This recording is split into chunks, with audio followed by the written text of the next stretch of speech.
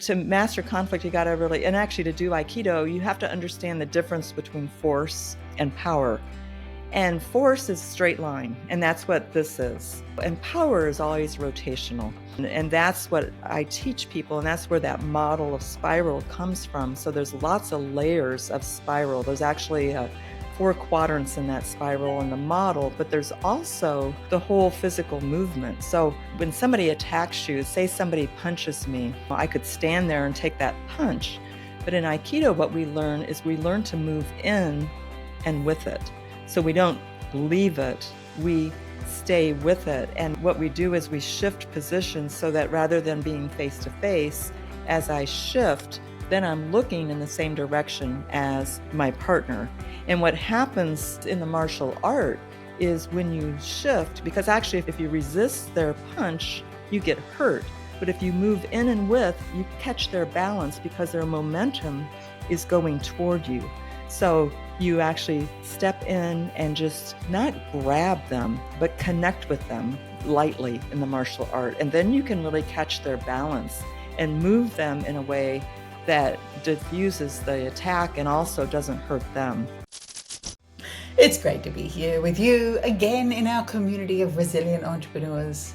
Karen Valencic is leading her communities to really understand what conflict is all about in the most peaceful way. She's a 3rd Dan black belt in Aikido and has over 3 decades of experience in conflict resolution and leadership.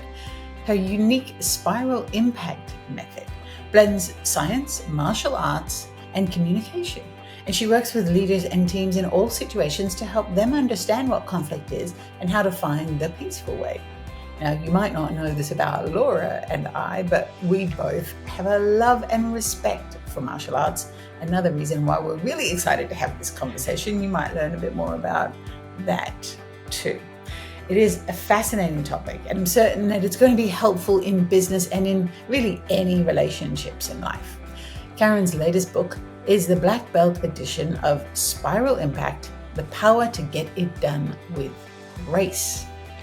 Powerful impact and powerful title. You're listening to Resilient Entrepreneurs. This is the podcast where we speak with business owners from all around the world and from all walks of life. Karen's coming in from Indiana, and it's all in the hopes that something you hear will leave your business a little richer. Our business, 2-for-1 Branding, supports new entrepreneurs as you launch your business, and we offer you the tools you need to succeed, which is exactly the reason that we host incredible guests like Karen to share their wisdom and experience with you on this podcast. Now, we would love to ask you one small thing, a small thing that has a big impact. If you love Resilient Entrepreneurs podcast and find it helpful, please subscribe on the platform you're listening or watching on now. That will mean it will get on the playlist of so many more entrepreneurs who could do with this resource as well. And the bonus is that you'll be notified of the next great episode, and you'll know that you're sharing the love with others who are looking to find the resilient entrepreneur within them. Karen, welcome to the show. It is just wonderful to have you here with us today. I'm delighted. I am delighted to be here with you. And I can't wait to hear about you and your martial arts.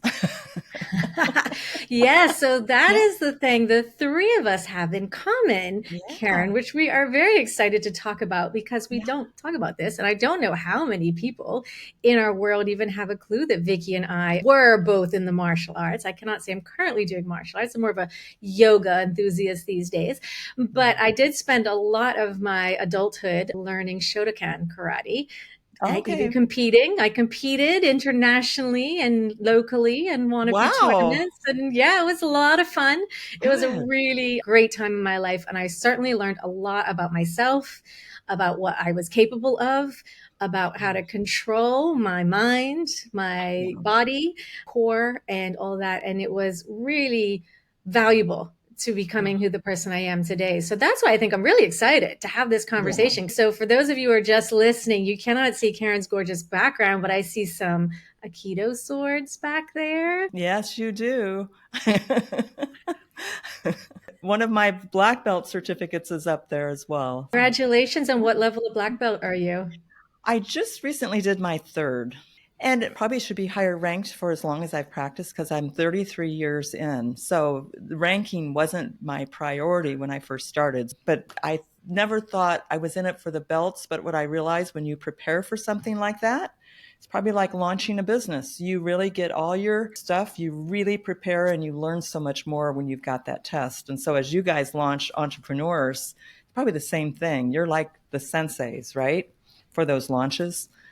Yeah. Oh, I love that. That is just a beautiful frame. I will definitely wear that. I'll be the sensei for Yeah. our clients. It's Yeah. beautiful. And your point about going for belts is an interesting one, because I had the same mindset. I was doing it for the fitness, for the discipline, what I considered to be discipline at the time. I have a different understanding of discipline now, and this was 20 years ago. But Okay. certainly Let's for just see. doing the stuff that didn't feel like I wanted to do it. That's why I was doing it. And to cut through a lot of emotional uncertainty, it felt like a Yeah. very certain place. Yeah. And the belts were never important to me. The ranking was never important to me. Yet, Yeah. like you said, there is a place for it, and it is an important part of the art. Yeah. It really is. It really is. And I wasn't into it for that either. But then I realized I needed the credential if I was going to be teaching. And so dove in, and actually it's kind of fun to do those tests. In my art, it's not a competition, it's a demonstration. So there's not a winner or a loser. It's really more a demonstration. But I'm probably getting way ahead of myself in this interview, because folks don't know what that means. I'm probably talking Yeah, gibberish. I Yeah. was gonna say, like, let's help Yeah. explain for those who have never heard of Aikido a little bit about what the art is about and what the sort of values, ethos, like the principles behind the art. Because I think that's important to Yeah. understand. And I think people will understand that when we talk later in this conversation why this is important. Well, I'd love to address that by just sharing a little story about the origins of Aikido, because I feel like it really explains the whole thing. And Aikido evolved in Japan in the mid 1900s by a man named Morihei Ueshiba. And to this day, he's considered one of the finest martial artists that ever lived. And he practiced a lot of different arts and was very proficient at all of them. But my understanding is midlife, he started to feel like he was out of alignment with his values. And I think that's a really important thing. And I think as we go through life, making sure we're aligned with our values is so important. But he was so concerned with this that he actually took a break, and he went and farmed in the mountains for 5 years. And his quest was to try to find the true martial art, because what happened is his martial arts that he practiced were about maiming and maybe even killing people. But what he was a man of values around family and community. So he felt like there was this disconnect. And he came back. He had some inspiring moments that I can't go into. I don't know that much about. But what he said is, I found the true martial art, and it is love.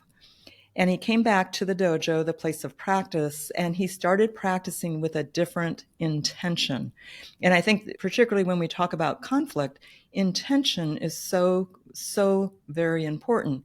His intention came to be to nurture his attacker's life as well as his own. It came to be called Aikido because I is harmony or blending, Ki is universal energy, and Do is the way of life. So that's how it evolved into this martial art. So it's a radically different practice than really most other martial arts that are out there. And I was intrigued with it just in terms of the practical application of everyday life is what intrigued me about it. That's a little history. And so You're I was fine. actually read an article in a book a long, long time ago by a man named Terry Dobson. It was called A Kind Word Turneth Away Wrath. And he was, at the time he wrote that story, he was practicing Aikido in Japan.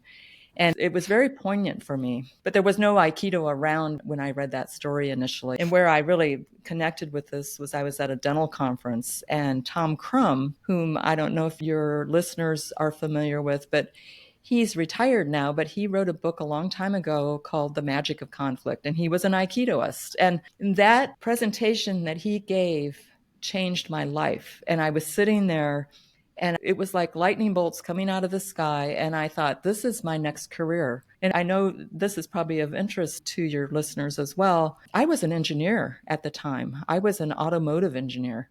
I was a mechanical engineer by degree. And it was interesting because it was a momentary thing. I thought, this is my new path. And I had zero support from anybody in my life. And that was where I started my entrepreneurial journey. But I was so lit on fire about practicing this and really sharing the concepts with people. What do you think that was, Karen? Do you think that was you connecting with a purpose? I do. I think for me, and many of the questions that you sent me started out with my childhood. And I grew up in a family. I had two brothers and my parents, and I always took the role of a peacekeeper. I was always trying to make everyone happy. And that was the role I took. But unfortunately, I always took the role where I sacrificed myself so that I accommodated everybody else in my journey with that.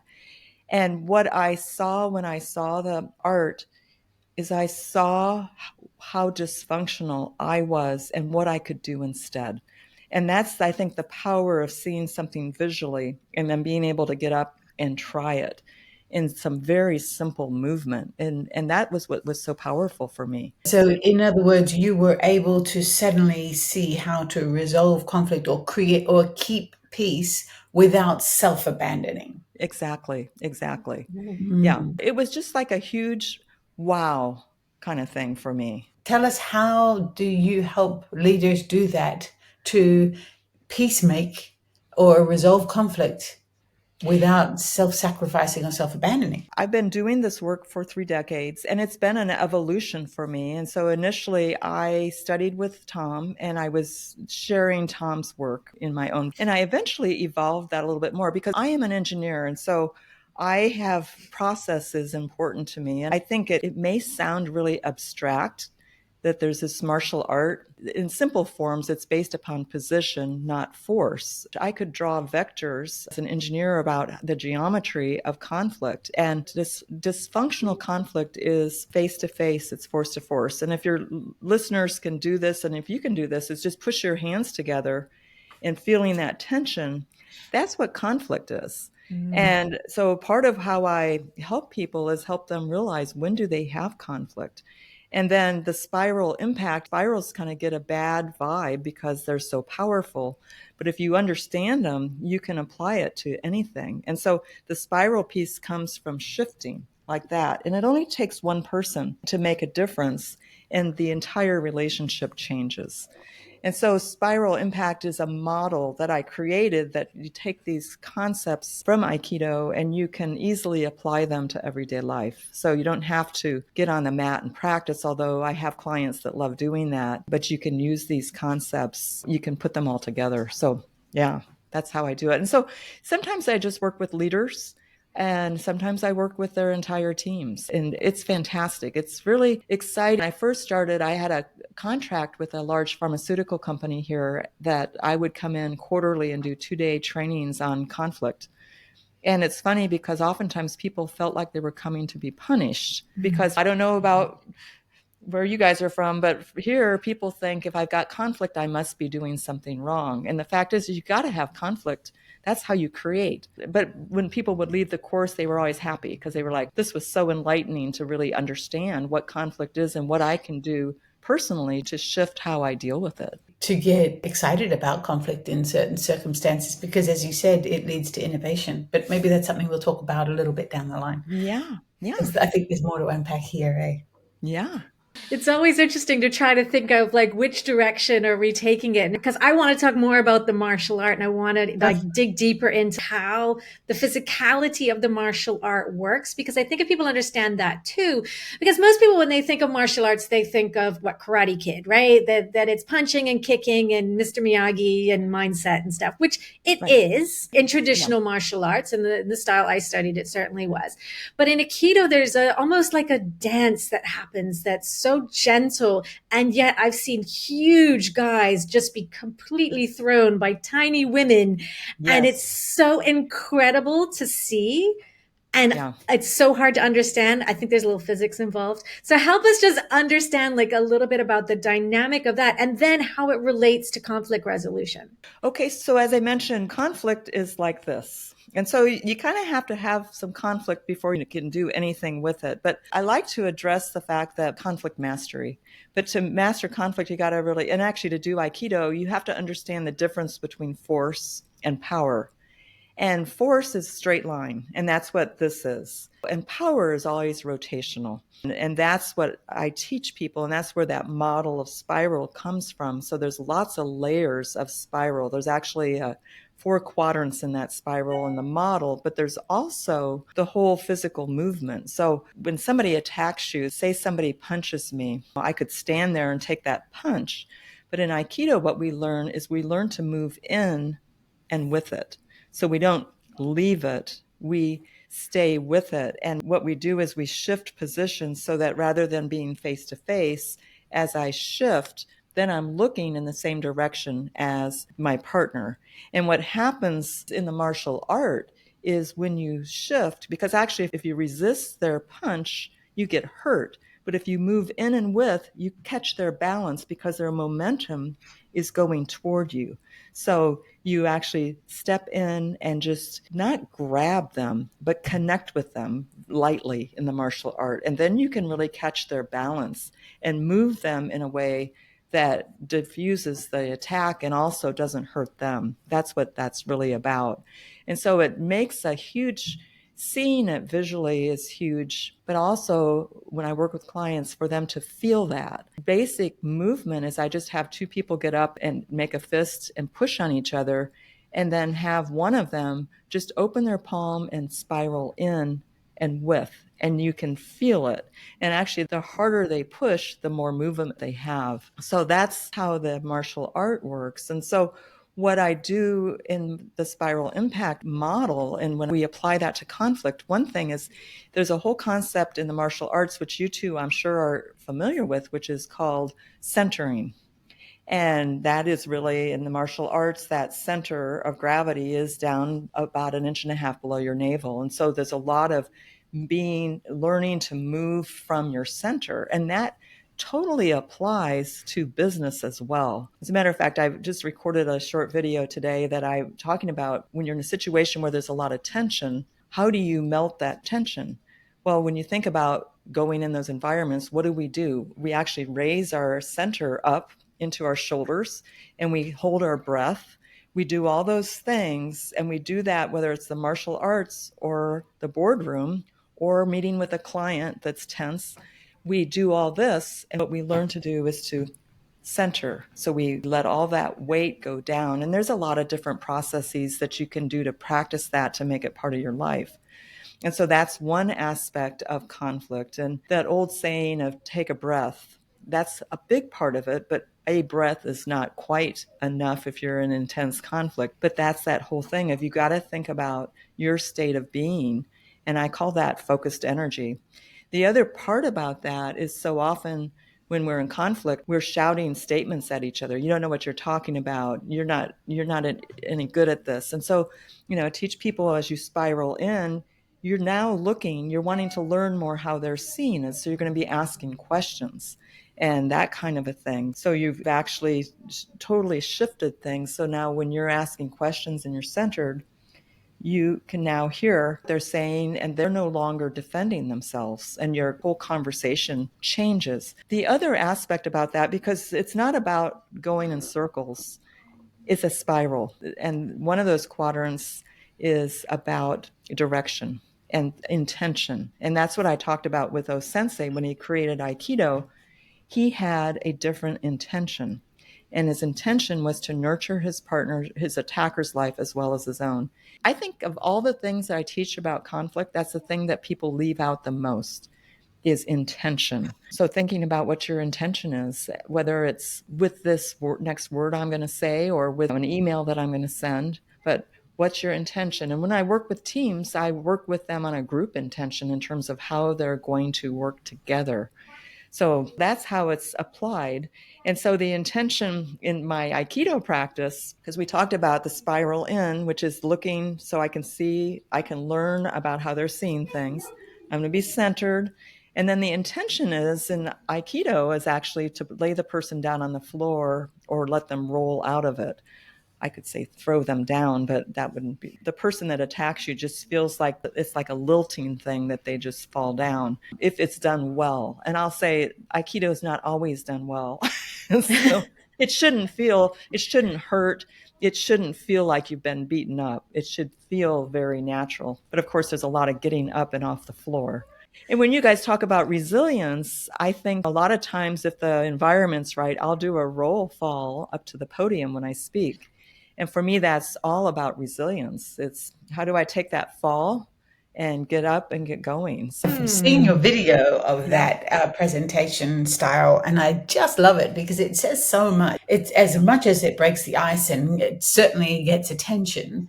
Yeah. It also shows that you have the courage to do something that could be physically harmful in other people's minds. It shows resilience. It shows that you're willing to get up there in a business suit and still do an Aikido roll in front of dozens or hundreds of people. It's fabulous. It is fabulous. Now, over the years, I have to ask for mats.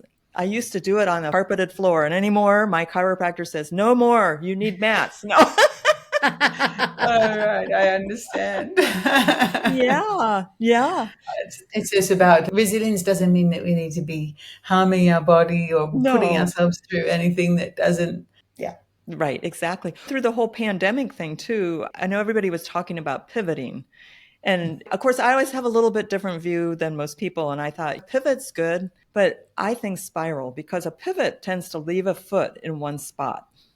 Whereas a spiral, you can move and change where it's a bigger dynamic of change that I really like. I like using those images because I think they speak really loudly and strongly for people. Thank you for that. That's a great, strong image. And a spiral also involves momentum. Yes. And perhaps lasting momentum, because it creates, like you said, it's not force, it's power.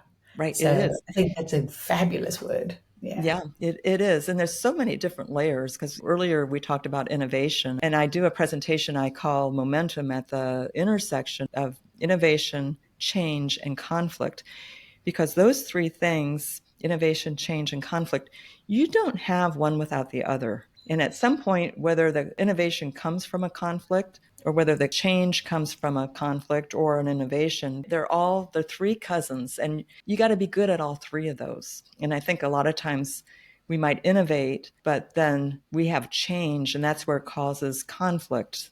And so in the conflict piece is the thing that probably most people aren't very good at, I think. I think you're absolutely right. And it's interesting because Vicki and I've just had this conversation recently about familiarity and how people don't like the unfamiliar. So when you bring about innovation, which is what most entrepreneurs do, we're creating new and innovative things. You're bringing about a change that can cause people to feel uncomfortable or feel like they want to resist it or feel like they want to fight against it completely, because that's what we do as people. Familiarity equals safety, right? That's what kept us safe on the plains when we were hunter-gatherers. So we want to stay safe. So it's really an interesting conversation. How do we have innovation and deal with the conflict and the stress that sometimes it can cause in the market? Because it really does. Exactly.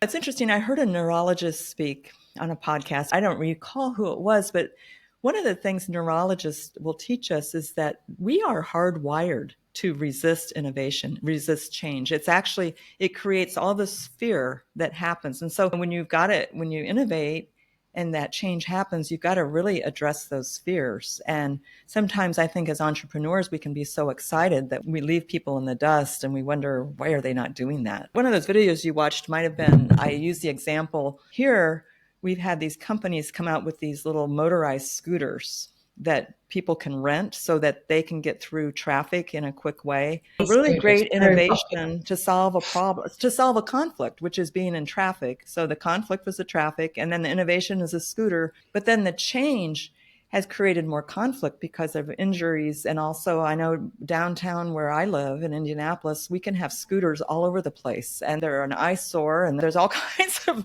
negative things that go along with those. So that's a piece of it. And I think that affects leadership too, right? Because when a leader wants to make a change, a CEO wants to make some change in the culture of the company, say it's not going the direction they want it to, or there's conflict between team members, so they want to make a change, that causes a lot of stress within a company as well, right? It does. And I think, particularly because you guys are working with more, I assume, smaller companies that are startups. What's really nice about something that's smaller is it's smaller and there's fewer people. And in some ways that works for you. And I've answered questions on a variety of places. What do you do to help people move along with the change? And I think the conversation is how do we get people involved in the change before we actually make the change? Because I find with people, they don't always have to have it their way, but they would like to have a voice and have it considered.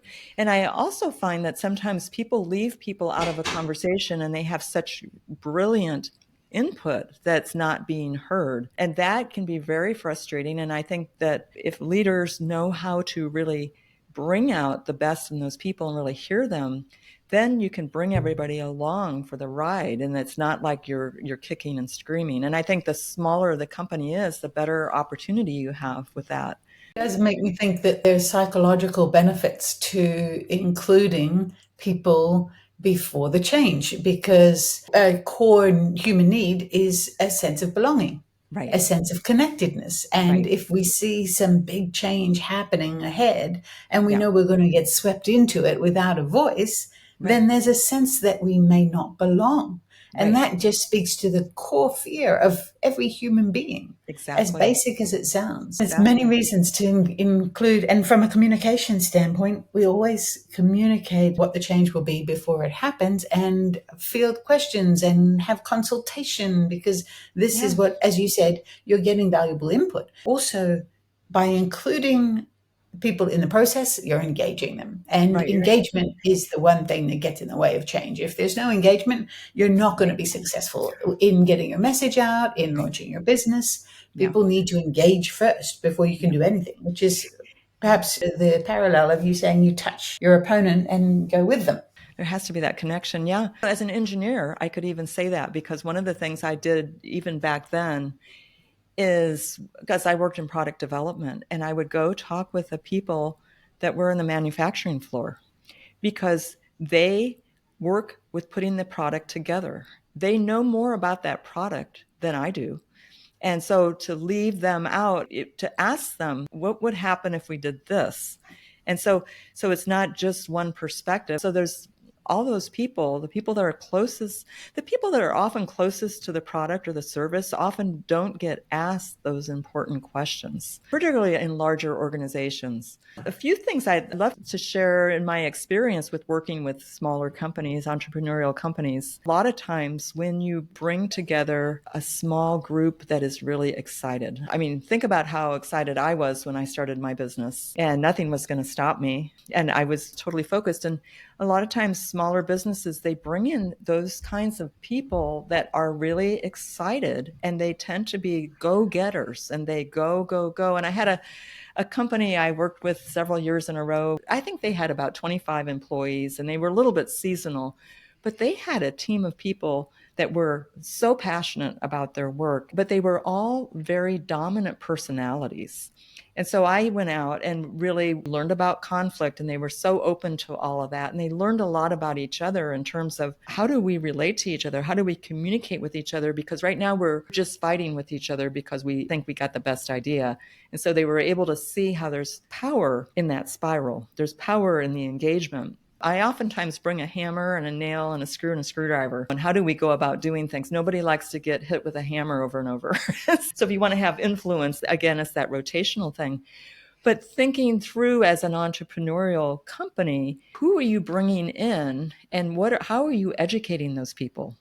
Because what happens, I think, to a certain extent, you go with the energy. But so often young companies don't think about culture, and they don't think about the conflict that can happen.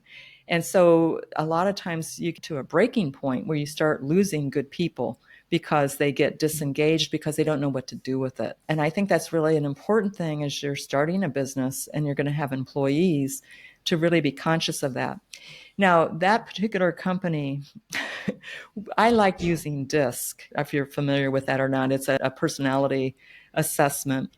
So I told the owner of the company, when they hire more people, they might want to look at personalities. And it's so funny because they hired a whole bunch of new people, and then they went the opposite direction. And they had all these detail-oriented people that were all about precision. And she called me up and she said, help me. I say go, they say stop. So anyway, it's just, what's that makeup? Because you need those detail people that can get down in the weeds, do the accounting, do the detail work, because you can't all be these massive creative extroverts that are doing things. So really that balance of power. But also on the other side of that, I have noticed a fair number of organizations that where you have two people that come together, and they come together because of their differences. So perhaps you have someone that's really great at sales and you have someone that's really good at the details and research.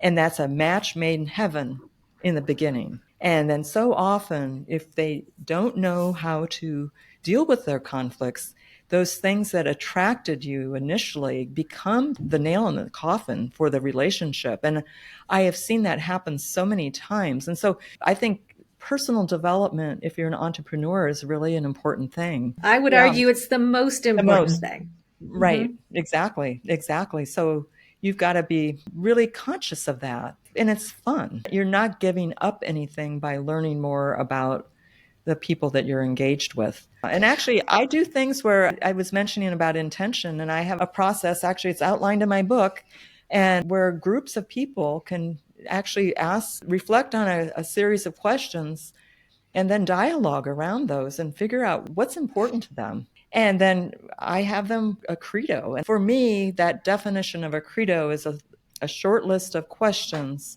that are yes or no that hold them accountable. So one might be, do you have my back? The answer to that's yes or no. And so are you committed to perfection, or not committed to perfection, committed to excellence? Yes, I am. So it's like they create these themselves, and then the creation of it in itself is very revealing. And oftentimes I've had groups in larger organizations where some people might opt out because they realize that they're an outlier in this group. And so they might opt out, which is fine. But then you've had a conversation and you understand what is important to you. And a lot of times I get pushback from groups that say, well, this is supposed to be statements. But one of the things about statements, a lot of organizations have on their wall their values. We value trust. We value engagement. But those are empty words. But if you pose them as a question, can I trust you? Can you trust me? That's powerful. That is really powerful. It creates a different conversation. So whenever you trip up, you can always go back to that, and it helps define your culture. I love that, because it's not an imperative. It's not telling you what you need to do. Mm-hmm. The question really in itself engages each individual in the organization to embody the value, to embody that mission. That's a fabulous frame. I've not heard it done that way before. Yeah, I'm going to give some credit where credit is due, because I was inspired to do it that way a long time ago by Lou Holtz. And you may not know who Lou Holtz is, but he was a football coach at Notre Dame, which is a famous American university here, actually in Indiana. And he's a legendary coach. And he actually had 3 questions that he credo for his teams. And they all agreed to this. And before they'd go out in the field, the 3 questions were, can I trust you? Are you committed to excellence? And do you care about me? Those were the 3 questions that they talked about. Now, I actually have a credo that's similar but different than that for myself. But what the magic is, they pause and they reflect on that before, because you don't want to be taking any kind of stuff out on a football field with you between each player. Same goes with business. Same goes with business. You don't want to be taking that baggage out in your everyday life, because it's energy. It sucks your energy away, and energy costs money. And there's that intention right there again as well. That's right. I always talk about 3 levels of intention. One is the big picture. What am I going to build? What's the business look like? Another level is in the immediate. What am I going to do now? What's my intention right now? And then the third is what I call deeper personal. It's a purpose or values-based intention. And when I coach people, I always have them think that through in terms of how do they go, what's that value and purpose that you take with you wherever you go? And mine is I want to honor myself and others. Always. That's my intent. Now, maybe I don't always make it, but that's my intention. But it really helps define who I am and helps me when I have a conflict. And actually, this might be personal disclosure, but I always like to share this actually is I have 2 children that are in their 30s, and I've been divorced for a long time. And my former husband, their dad, and his wife are very good friends of mine. I really feel like they have my back and I have theirs. And during the pandemic, we were a pod. And so it is possible. I just like to hold that out there for hope that things are possible. So yeah, I feel a lot of gratitude about that. I wish I had had all these skills I have now when I first got married. No. I think it would help a lot of marriages. Yeah. Right, exactly. I've been posting to YouTube, and I posted a little thing, which is how do you win an argument? And the answer is kind of surprising. The answer is, well, no one wins an argument unless you're an attorney in a court of law. And then you have a judge or a jury that tells you who won. I love this quote. I may not get it exactly right, but our argument happens when 2 people are in a race to be the victim in the relationship. Whoa. That's a quote from Gay Hendricks from his book, The Big Leap. But think about an argument, because it's always, we're both trying to be victims because of what we've got going on. And certainly I don't promote arguing. And spiral impact is not an argument. Yeah, that's spiraling in the wrong direction for sure. If anything, it's definitely. And I know a lot of people, myself admittedly in the past included, that we tend to just avoid conflict as much as possible. Yeah, right. Exactly. And there's sort of the fight, flight, or freeze that everybody will talk about, how they react to conflict. And I'm sort of one of the more either flight. I just want to be out of there. I don't want to face it. I've definitely been that in my life. I think I'm significantly better now, because one thing entrepreneurship teaches you is, like we just said, personal development. It really is. You have to learn how to have conversations, and having a business partner has given me lots of opportunity to have lots of conversations and deal with, not that we've really had conflict, Vicki and I, because we work in parallel really well together. So we're both kind of doing our thing, but we do it so intricately well together, but it's never perfect. And certainly communication plays a big part. But I think an aha I've had in this conversation that I've never really considered before today was the importance of curiosity when conflict is coming at you. So just that mindset shift of like, don't fight, don't flight, don't freeze, but be curious. Like, why are they saying this? Why are they angry? Why are they frustrated? Why is it coming? Wherever the conflict is coming from, like, why is it coming? Because one thing I have come to realize, I think being a mother teaches you this too, that sometimes anger is out of tiredness. Or frustration over something else, or something that happened on the playground. Your kids come home and they yell and they're angry, but it's not really about you, or that they didn't like what dinner you're cooking tonight. It's about this conflict they had, and they bring it back. So it's the curiosity of, well, hang on a second. I can either fight back with my kids and we can all be in an angry argument. So let's talk about today. Like, what else happened today? Like, let's get curious and let's ask questions. Exactly. I think I've never thought of it in that way before, but this conversation has just helped me to sort of go, I can be more intentional about that now. So what I love is that visual of a punch coming at you, which is the anger, and you move, you just shift. So you're out of the direct punch and you move with it. And that's where the curiosity comes from, and asking those questions. Absolutely. Yeah, because it was, you're saying, like, you're then looking in the direction of the punch. So the way the person is going, their way they're moving, you're now looking in their direction. You can actually see their perspective for a second. Exactly. That's where I think it all kind of clicked. Yeah, it is. It's so simple and elegant.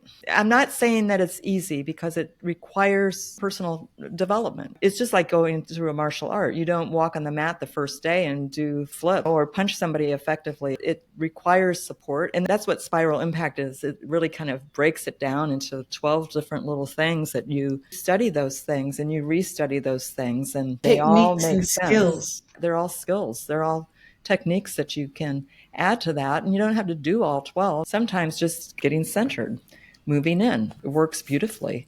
I always like this. I don't know if you're familiar with Wayne Dyer, but he always had a quote that was, what do you get when you squeeze an orange? And the obvious answer is, I want to say orange juice, but I'm guessing that's not the answer. That story for him was that if a person's really angry, they have got anger inside of them. And if a person gets really angry, it's rarely about what's happening right now. It's something always from the past.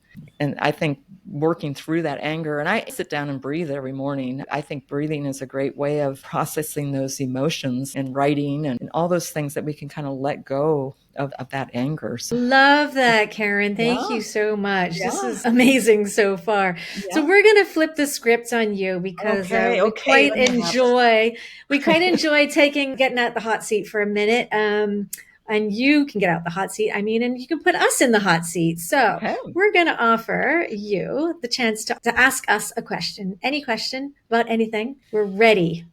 Hit us with it. Okay, so let's see. I want to ask you, Laura, first, because I know you have that background. What was the scariest thing when you studied karate for you? What was the scariest thing?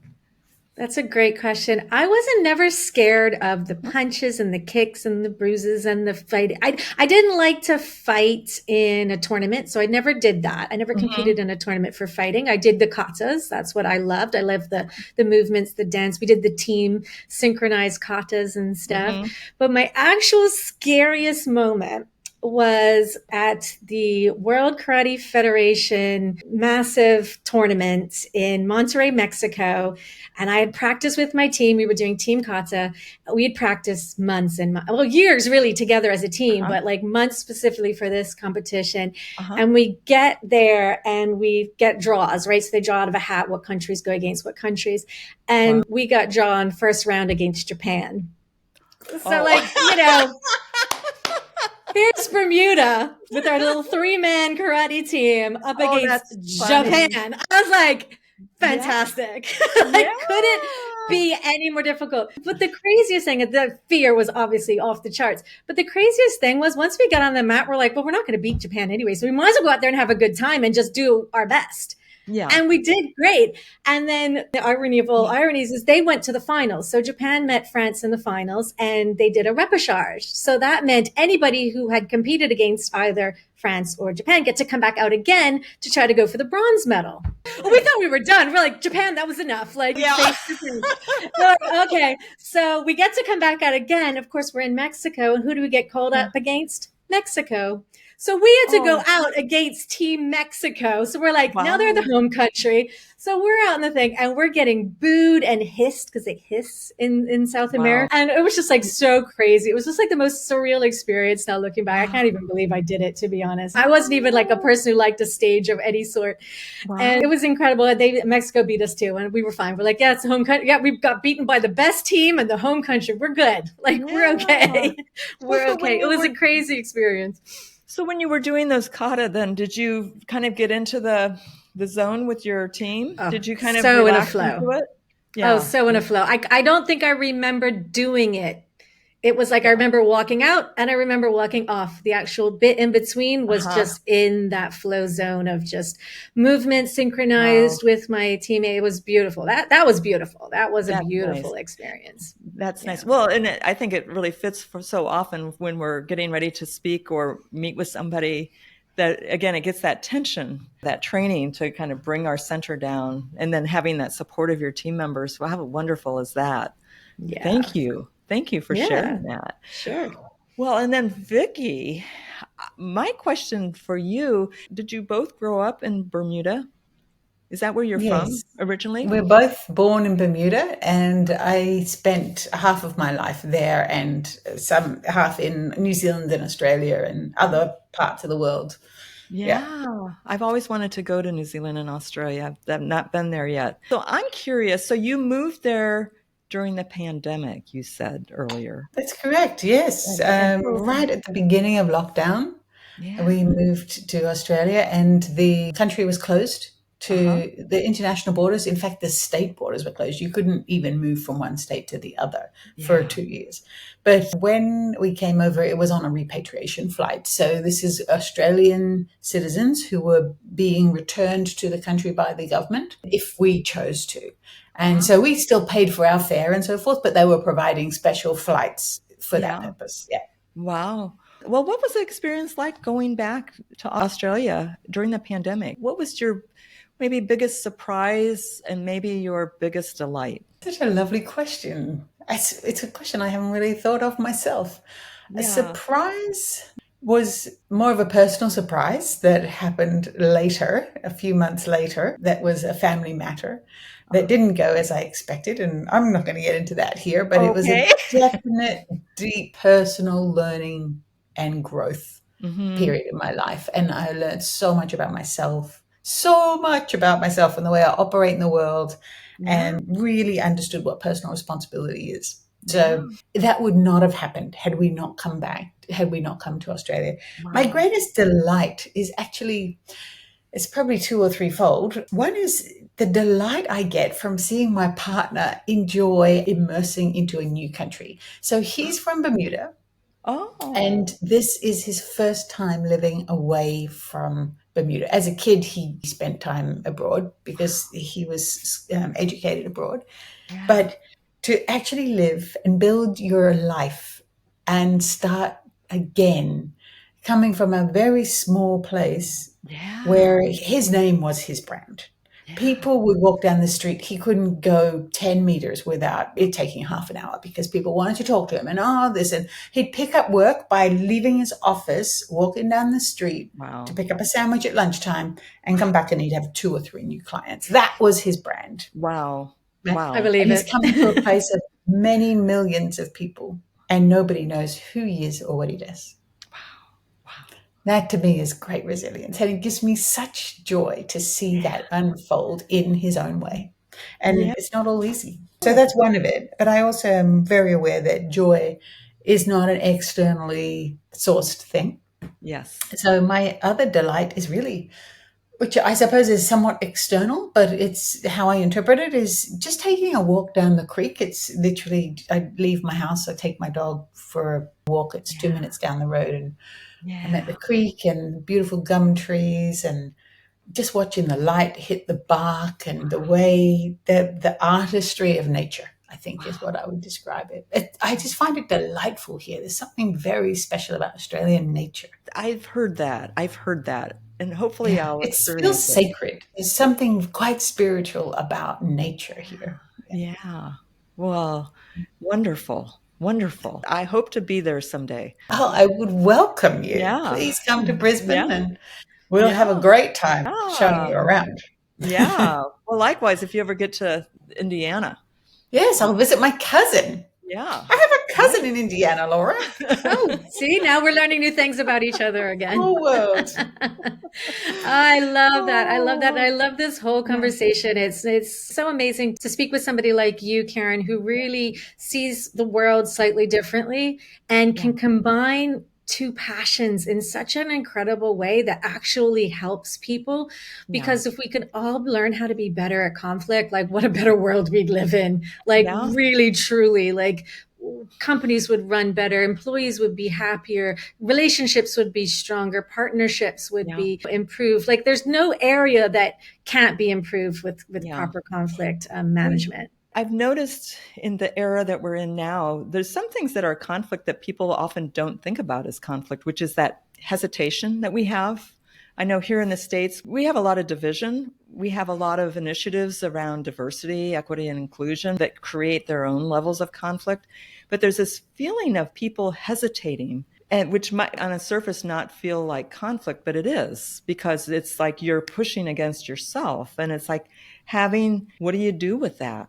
And it doesn't have to be difficult. It's really learning the same skills of just moving in and figuring out your intention and discovering and being curious. So I think we live in a fascinating time right now. Yeah. Oh, we do. Oh my goodness. Yeah. I feel like this conversation could and should just keep going because I have so many questions in talking about these things with AI. It's so much on, but we're really on time and maybe we need another episode. Hey, and I'd love to hear more about your entrepreneurial journey itself. You told us why you tapped into this as your passion, but I'd love to hear more about the actual journey. Well, yeah. And I have to say that it wasn't like I thought through being an entrepreneur before I became one. No, it was very, okay, this is where I'm going. This is what I'm doing. So we can relate to that completely. And I'm sure many entrepreneurs can relate to that exact experience. It's often how we fall into it and figure it out.